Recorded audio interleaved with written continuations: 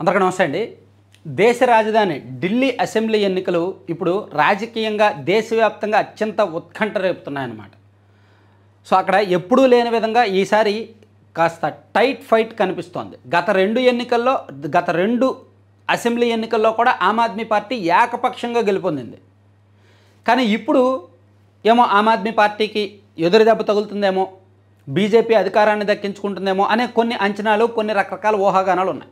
So ఓవరాల్గా ఢిల్లీ అసెంబ్లీలో ప్రస్తుతం జరుగుతున్న పరిణామాలు ఏంటి? నామినేషన్ల దశ ముగిసింది. నిన్నటితో నామినేషన్ల దశ ముగిసింది. మొత్తం 70 అసెంబ్లీ నియోజకవర్గాలకు గాను సుమారుగా 1510 నామినేషన్లు దాఖలవగా అధికారులు 1040 నామినేషన్లను ఆమోదించారు. అంటే ఇక్కడ ఢిల్లీ అసెంబ్లీ ఎన్నికల్లో 1040 మంది పోటీ పడుతున్నారు. మేబీ కొంతమంది విత్డ్రా అవ్వచ్చు కాక. చాలా వరకు ఇండిపెండెంట్లు ప్లస్ ఈ చిన్న లోకల్ పార్టీల వాళ్ళు ఎక్కువగా పోటీ పడుతున్నారన్నమాట. సో ఓవరాల్గా చూసుకుంటే ఆ రాష్ట్రం మొత్తం మీద ముక్కోన పోటీ కనిపిస్తున్నప్పటికీ ప్రధానంగా సీఎం పీఠం కోసం, అధికార పీఠం కోసం పోటీ పడుతున్నది మాత్రం బీజేపీ, ఆమ్ ఆద్మీ పార్టీ, ఈ రెండు పక్షాలే. సో ఇక్కడ మొన్న జరిగిన పార్లమెంట్ ఎన్నికలు అంటే 7 నెలల కిందట జరిగిన పార్లమెంట్ ఎన్నికల్లో 7కి 7 ఎంపీ స్థానాలు కూడా బీజేపీ గెలుచుకుంది. ఆమ్ ఆద్మీ పార్టీ, కాంగ్రెస్ కలిపి పొత్తులో అంటే ఇండియా కూటమిగా ఎన్నికలకు వెళ్ళాయి. ఆమ్ ఆద్మీ పార్టీ 4 సీట్లు, కాంగ్రెస్ 3 ఎంపీ స్థానాల్లో పోటీ చేసింది, ఓడిపోయారు. ఆమ్ ఆద్మీకి 24% ఓట్లు, కాంగ్రెస్కి 18% ఓట్లు వచ్చాయి. బీజేపీ 53%కి పైగా ఓట్లతో ఏకపక్షంగా గెలిచింది. అలాగే 2019లో జరిగిన పార్లమెంట్ ఎన్నికల్లో బీజేపీ 7 లోక్సభ స్థానాలు గెలుచుకుంది, 56% ఓట్లు వచ్చాయి. చూడండి ఆ మెరుపు, ఆసక్తికరం. 2019 ఏప్రిల్లో జరిగిన పార్లమెంట్ ఎన్నికల్లో బీజేపీ 56% ఓట్లతో 7 పార్లమెంట్ స్థానాలు గెలిచింది. అక్కడికి 8 నెలల్లో జరిగిన అసెంబ్లీ ఎన్నికల్లో ఆమ్ ఆద్మీ పార్టీకి 53%కి పైగా ఓట్లు వచ్చి 63 ఎమ్మెల్యే స్థానాలు గెలుచుకుంది. 7 పార్లమెంట్ స్థానాలతో స్వీప్ చేసిన బీజేపీ అసెంబ్లీకి వచ్చేసరికి 8 అసెంబ్లీ స్థానాలే గెలుచుకుంది. సో అంతగా అక్కడ ఓటర్లు విజ్ఞత ప్రదర్శిస్తున్నారు. అసెంబ్లీకి వచ్చేసరికి ఆమ్ ఆద్మీ పార్టీకి, పార్లమెంట్కి వచ్చేసరికి బీజేపీకి ఓట్లు వేస్తున్నారు. వాళ్ళు గుడ్డిగా ఇది మా పార్టీ, వీళ్ళు మాకు కావాలని ఫిక్స్ అవ్వాలా, ఎవరిని ఎక్కడ కూర్చోబెట్టాలో అక్కడ కూర్చోబెడుతున్నారు ఢిల్లీ ఓటర్లు. మరి ఇప్పుడు ఏం చేస్తారు? ఆమ్ ఆద్మీ పార్టీ గతం వేరు, ఇప్పుడు వేరు. గతంలో ఆమ్ ఆద్మీ పార్టీ అధినేత అరవింద్ కేజ్రీవాల్ గారి మీద అవినీతి మరకలేదు. ఆయన దేశంలో ఎవరినైనా విమర్శించవచ్చు, నువ్వు అవినీతి పరుడివి అని. కానీ ఇప్పుడే అందరూ అతన్నే విమర్శిస్తున్నారు, నువ్వు అవినీతి పరుడివి, మద్యం స్కామ్ చేసి 1500 కోట్లు తినేసి ఢిల్లీ జైలుకి వెళ్ళి వచ్చావు అని. అలాగే అక్కడ అరవింద్ కేజ్రీవాల్ గారి బలం, ఆమ్ ఆద్మీ పార్టీ బలం దళితులు, ముస్లింలు, బిలో మిడిల్ క్లాస్ వర్గాలు. ఆ షాపుల్లో పనిచేసే వాళ్ళు, కూలి పనులు చేసేవాళ్ళు, అక్కడ ఇక్కడ మెకానిక్గా పనిచేసిన వాళ్ళు, పరిశ్రమల్లో పనిచేసే వాళ్ళు, సో బిలో మిడిల్ క్లాస్ వర్గాలు ప్లస్ దళితులు అండ్ ముస్లిమ్స్, వీళ్ళు మోర్ దాన్ 70% ఉంటారు ఢిల్లీ ఓటర్లో. సో వీళ్ళని Aam Aadmi party ఒడిసిపెట్టింది. More than 50% Aam Aadmi పార్టీకి అందుకే వస్తున్నాయి ఓట్లు. సో బీజేపీ ఇప్పుడు అదే పసిగట్టింది.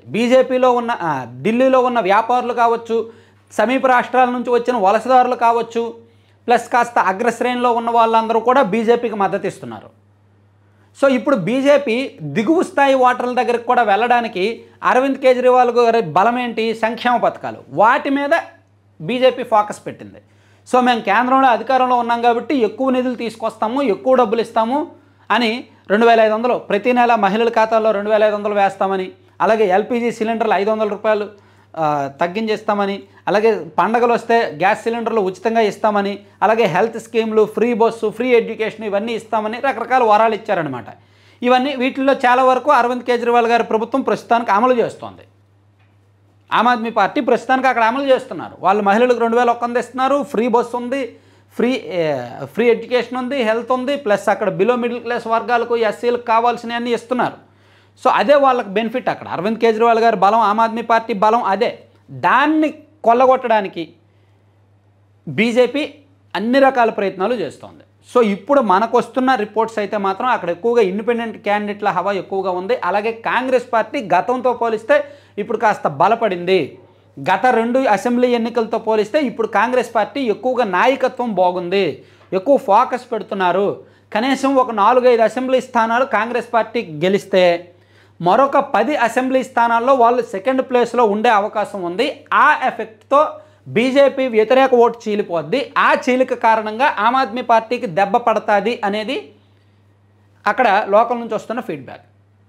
అంటే ఇక్కడ Congress party effect 100% Aam Aadmi party మీదే పడుతుంది. కాంగ్రెస్ పార్టీ ఎంత బలంగా ప్రచారం చేస్తే, ఎంత బలమైన అభ్యర్థులను దింపితే ఆమ్ ఆద్మీ పార్టీకి అంత నష్టం.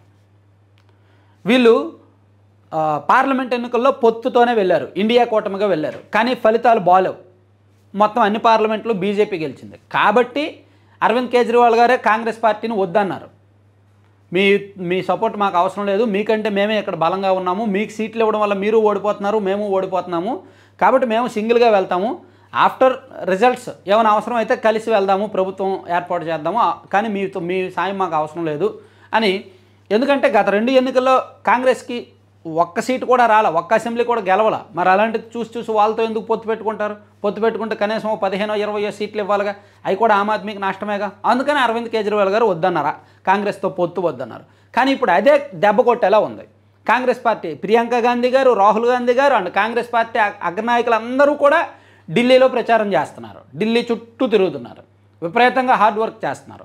మరోవైపు బీజేపీ అగ్రనేతలు కూడా అమిత్ షా గారు, రాజ్నాథ్ సింగ్ గారు, నితిన్ గడ్కరీ వీళ్ళు కూడా ఎక్కువగా ఫోకస్ పెడుతున్నారు. కానీ ఆమ్ ఆద్మీ పార్టీ మాత్రం ఒకే వ్యక్తి అరవింద్ కేజ్రీవాల్ గారి మీదనే ఆధారపడి ఉంది.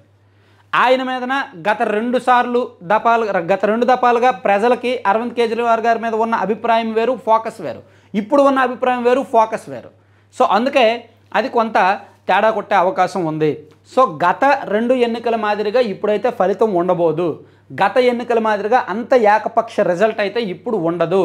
బీజేపీ ఖచ్చితంగా ఒక 20 సీట్ల వరకు అయినా వస్తాయి.